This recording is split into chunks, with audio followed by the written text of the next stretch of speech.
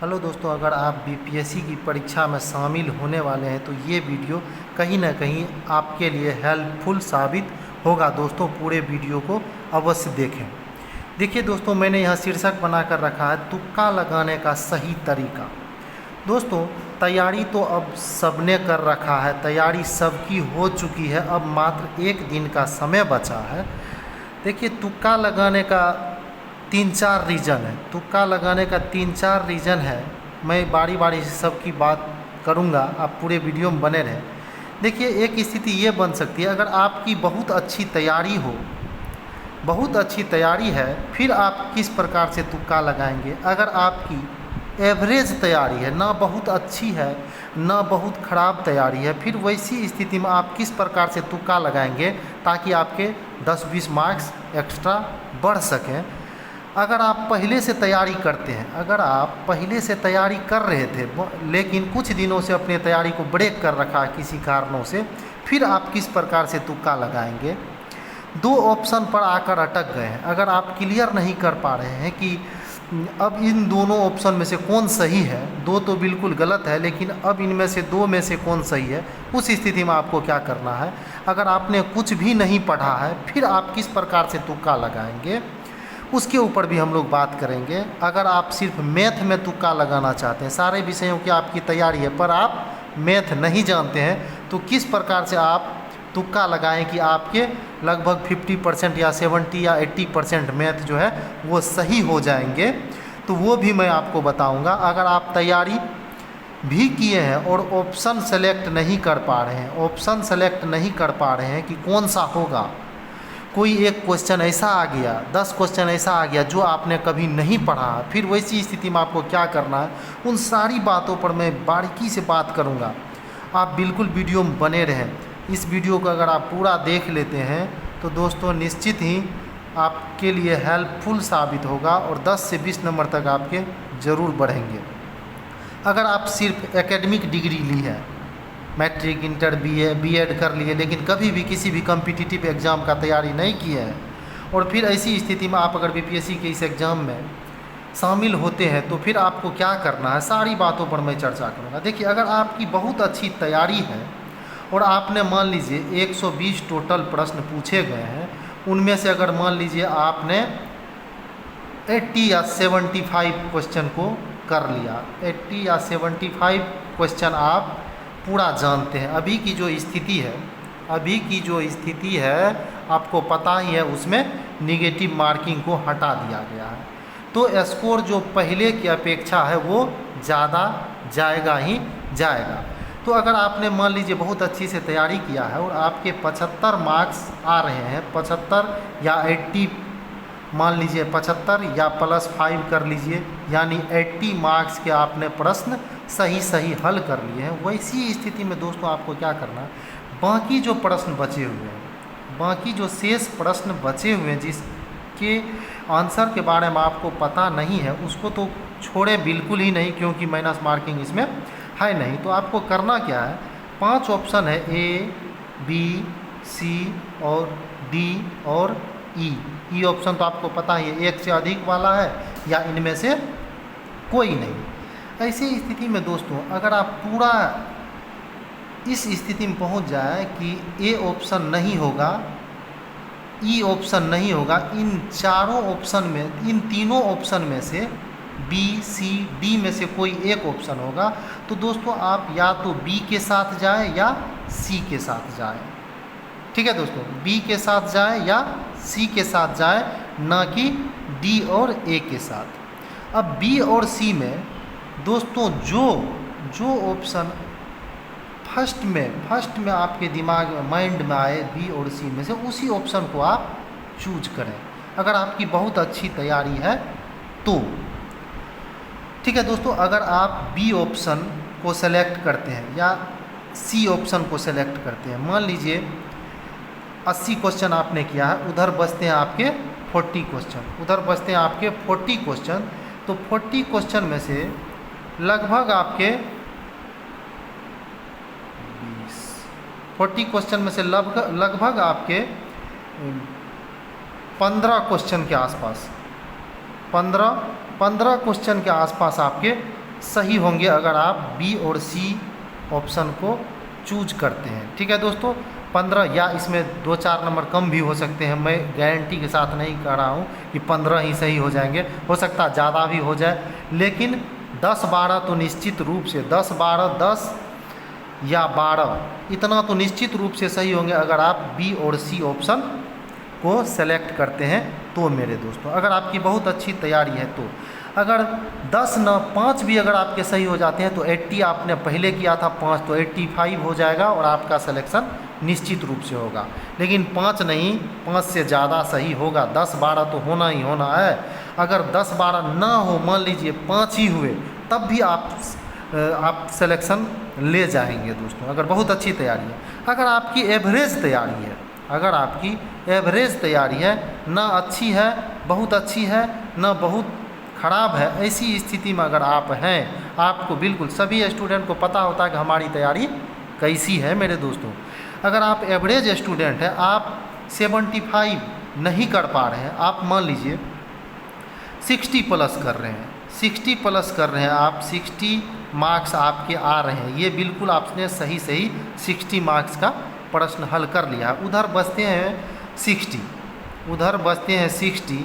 अगर 60 क्वेश्चन को आप पूरे क्वेश्चन तो छोड़ना ही नहीं है, आपको पता ही है माइनस मार्किंग नहीं है, तो आपको सारे प्रश्न करने हैं। 60 प्रश्न बचते हैं, 60 में से अगर आप क्या करें, उसमें सेलेक्ट करें प्रश्न को सेलेक्ट करें जो काफ़ी कठिन प्रश्न है मेरे दोस्तों, जो कठिन प्रश्न है, जो बहुत ज़्यादा कठिन प्रश्न है, उसके जो 5 ऑप्शन है A, B, C, D और E, कठिन प्रश्न के जो है या तो आप A के साथ जाएं या नहीं तो आप D के साथ जाएं। कठिन प्रश्न है तो आप A के साथ जाएं या नहीं तो आप D के साथ जाएं।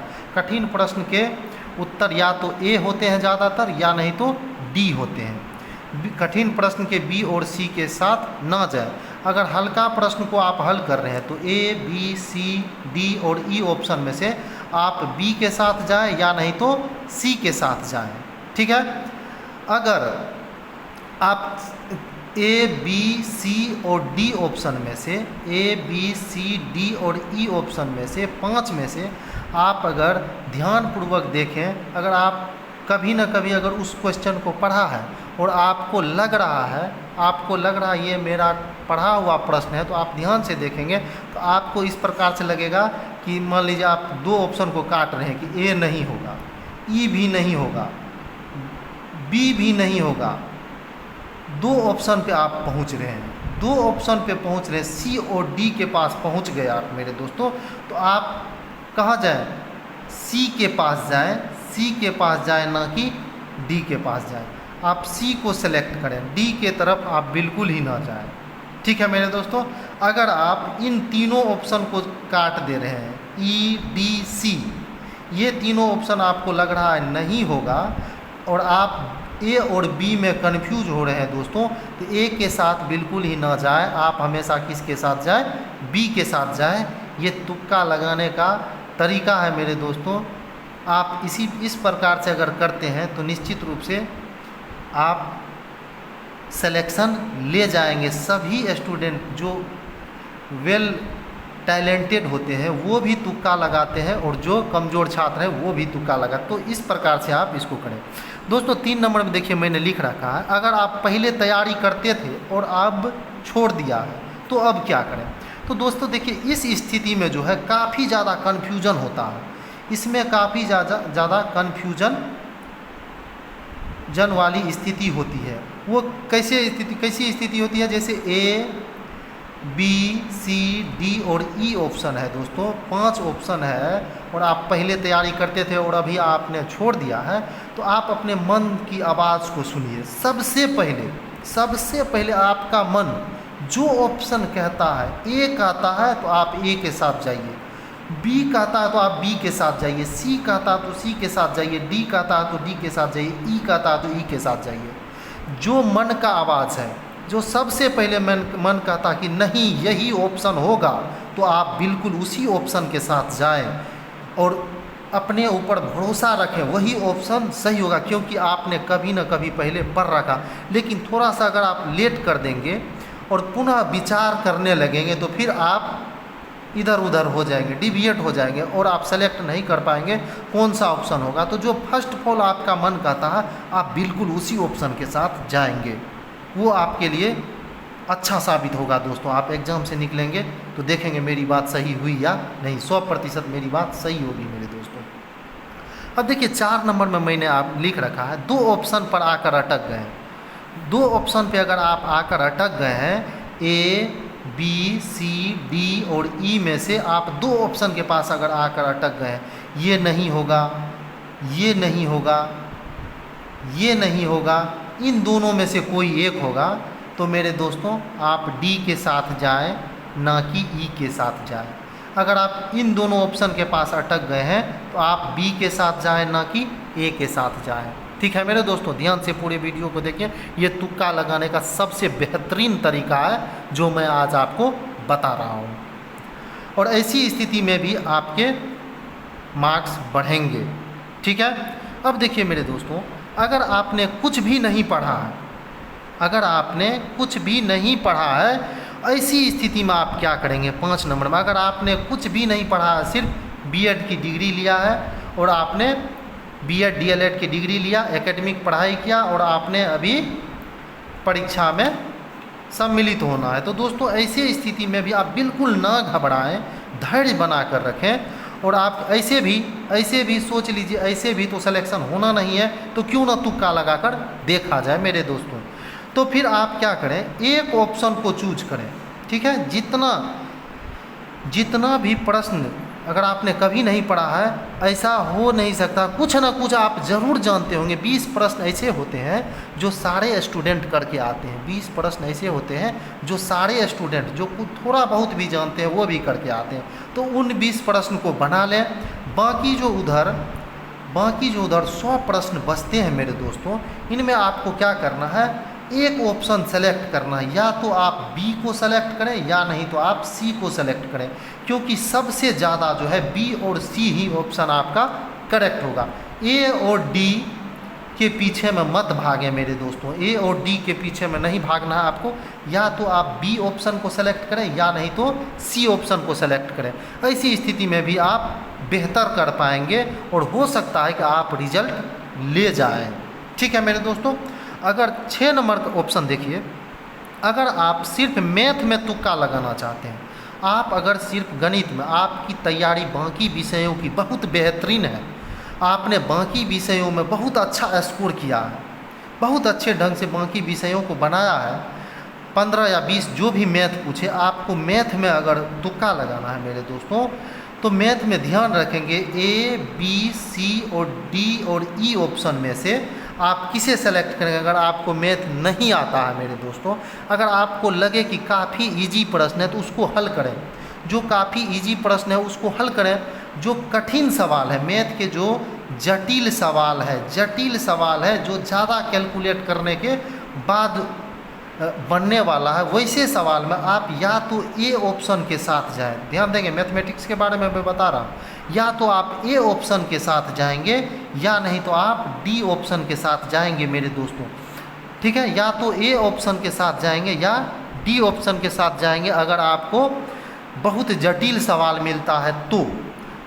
अगर आपका सवाल जटिल सवाल नहीं है, आसान सा सवाल है, तो मेरे दोस्तों आसान सवाल का आंसर या तो बी होता है या नहीं तो सी होता है। तो दोस्तों अगर आसान सवाल है तो बी ऑप्शन को सेलेक्ट करें या नहीं तो सी ऑप्शन को सेलेक्ट करें, आप बेहतर स्कोर कर पाएंगे। मेरा भरोसा कीजिए, विश्वास करिए, जीत आप ही की होंगी। आपका एक सीट निश्चित है, ये शुभकामनाएं मेरी आपके साथ हैं। अगर दोस्तों आपको ए और डी ऑप्शन के साथ कब जाना है तो जटिल होगा तभी। अब ई ऑप्शन की बात रही, ई ऑप्शन के साथ कब जाना है, अगर आपकी अच्छी तैयारी है और आपने प्रश्न को हल कर लिया और आपके प्रश्न आपने जो हल किया है उसका मिलता जुलता आंसर आ रहा है, तो आपको मिलता जुलता आंसर के साथ नहीं जाना है। आपको कहाँ जाना है, एक से अधिक या इनमें से कोई नहीं, यानी ई ऑप्शन के साथ जाना है बिल्कुल। अगर आप तैयारी भी किए हैं, ध्यान दीजिए 7 नंबर प्रश्न, अगर आप तैयारी भी किए हैं और ऑप्शन सेलेक्ट नहीं कर पा रहे हैं, कुछ क्वेश्चन ऐसे होते हैं आपके तैयारी करने के बावजूद 20 प्रश्न ऐसे हैं जो बिल्कुल जीनियस से जीनियस स्टूडेंट के लिए भी महंगा पड़ता है, और उस 20 प्रश्न को जीनियस से जीनियस स्टूडेंट भी तुक्का लगाते हैं इस 20 प्रश्न में। अब तुक्का जिसका काम कर जाता है मेरे दोस्तों, वो सिलेक्शन ले जाता है, और जिसका तुक्का नहीं काम करता है वो पीछे छूट जाता है मेरे दोस्तों। तो इस 20 प्रश्न को आप कैसे हल करेंगे, अगर आपने तैयारी भी किया है तो इस 20 प्रश्न के साथ कैसे जाएंगे दोस्तों। तो इस 20 प्रश्न के लिए मैं बता रहा हूँ जो काफ़ी जटिल प्रश्न है, इसके साथ आप इस 20 प्रश्न के लिए एक ऑप्शन को सेलेक्ट करें। आपने 100 प्रश्न को कर लिया है, मैं पहले बता रहा हूँ, आपने 100 प्रश्न को कर लिया, 20 प्रश्न जो बचे हैं इसके लिए मेरे दोस्तों या तो आप सिर्फ बी ऑप्शन को सेलेक्ट करें या नहीं तो आप सी ऑप्शन को सेलेक्ट करें। सबसे ज़्यादा बी और सी ऑप्शन ही आपको देखने को मिलेंगे। ए और डी के साथ बिल्कुल ही ना जाएं, या तो आप बी ऑप्शन के साथ जाएं या नहीं तो आप सी ऑप्शन के साथ जाएं। अब देखिए दोस्तों, 8 नंबर प्रश्न है, अगर आप सिर्फ एकेडमिक डिग्री ली है, कभी किसी कॉम्पिटिटिव एग्ज़ाम की तैयारी नहीं किए हैं और इस बार आप बीपीएससी के एग्ज़ाम में शामिल हो रहे हैं, आपको पता ही है ऑप्शन कितने हैं, 5, ए बी सी डी और ई।